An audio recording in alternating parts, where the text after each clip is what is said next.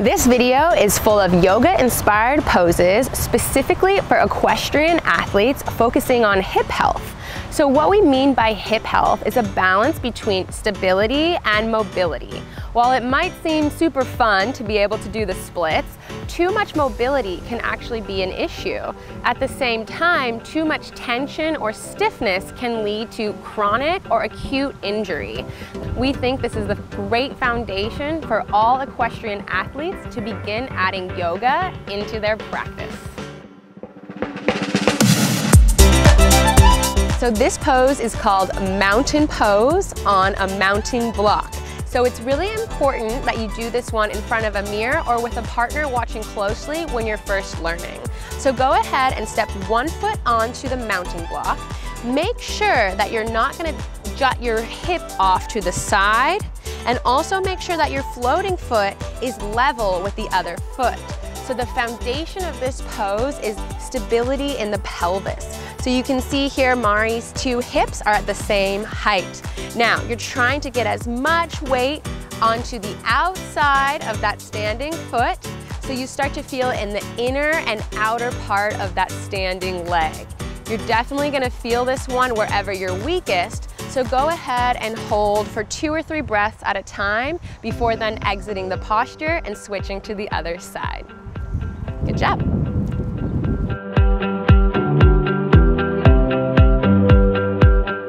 Now we're going to move into 2 versions of tree pose. Notice that you can do this one in your riding boots, or else barefoot is great as well. For the first variation, Mari is going to show you modified tree pose simply by taking one foot and placing it balancing on the inner ankle or the inner shin of the other leg.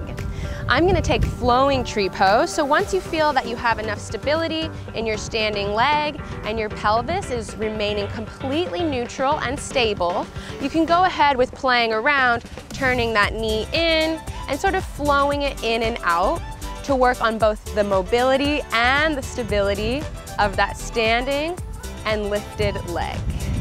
After about 4 or 5 breaths on that side, go ahead and switch to the other side. Now we'll be moving into crescent lunge. Mari's going to start by showing us a great modification for this posture using a mounting block. So go ahead and take your right leg, placing it up on whichever level you choose. Now the focus of this posture is actually the front of this standing leg, the hip flexor.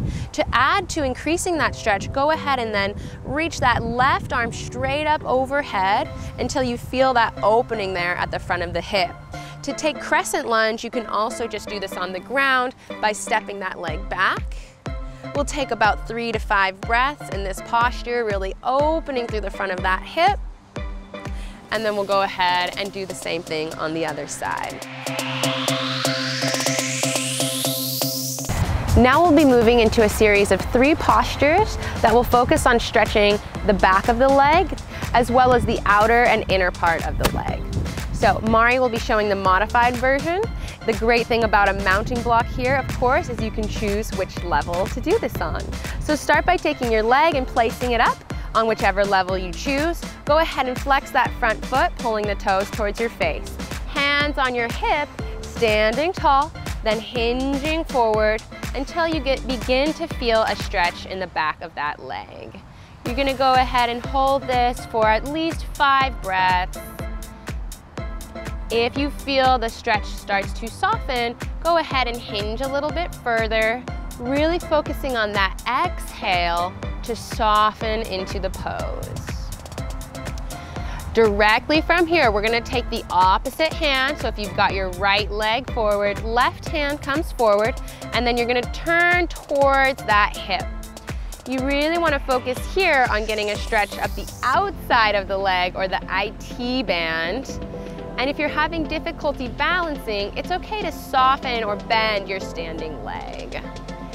After a few breaths here, we'll bring both hands to our hips, standing tall. If you need to readjust, we're now turning the standing toe away from the mounting block. That top toe remains flexed, and you're going for an inner thigh or groin stretch here. Bend your standing leg until you feel that stretch come up the inside of that leg.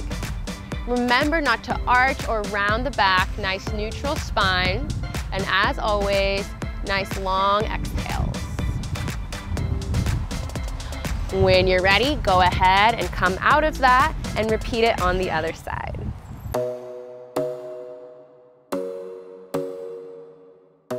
Now we're gonna move into a really great outer hip and glute stretch. A great modification for this is sitting on a mounting block. So Mari's gonna start off by showing us the modified version, flexing that foot and crossing it over the knee. From here, you can just stay standing tall. If this is too much for you, stand on something taller, or else go ahead and use a wall, doing it balancing, crossing that foot over the knee, and then coming down until you feel the stretch in the outer hip. Now, making sure to use the breath to soften into the stretch. And then we'll go ahead and come out and repeat on the other side. So as we move into this, it's really important that you keep that top foot flexed so as to protect the ligaments and joints of the knee. So in both variations, whether you're standing, balancing, or with a wall, making sure to take your time to have a nice tall posture, not forcing or jarring any movement, easing into your comfortable range of motion. After about 4 or 5 breaths, carefully coming up and out. Now we'll be moving into 2 variations of camel pose. You can take this one kneeling, as Mari will show, or standing. Go ahead and start by placing your hands, fingers facing down on your lower back. Begin to think about lifting up and then gently back. You're trying to focus on lengthening at the front of those hip flexors as well as the chest space. This is helping to elongate that area that tends to become shortened or creased by sitting for long periods of time. After about 3 to 5 breaths, go ahead and come up and out of it as slowly and with as much control as you came into it. So our final posture today is reclining butterfly. You may want to actually take your shoes off at this point because they become a handy prop. So as Mari's going to do, you can take your boots or a prop and place them under your knees with your feet together. From here, we're gonna go ahead and lie all the way down on our backs, gently bringing yourself down, one hand on your belly and one hand on your heart. This is a great way to calm the mind while also allowing for a gentle hip opener as you unwind from your day and your yoga practice. Make sure that there's no torquing in the knee, and if there's too much tension in the hips, go ahead and add a higher prop underneath your legs. When you're ready to come out of the posture, go ahead and reach your left hand up overhead, rolling onto your left side, and then slowly press your way back to seated.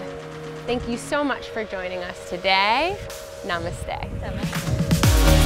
Thank you guys so much for watching. If you or your horse like this video and you want to see more just like this, make sure to subscribe to FEI TV by clicking the button below or above. We don't know where it went. Did you like this video? Yes.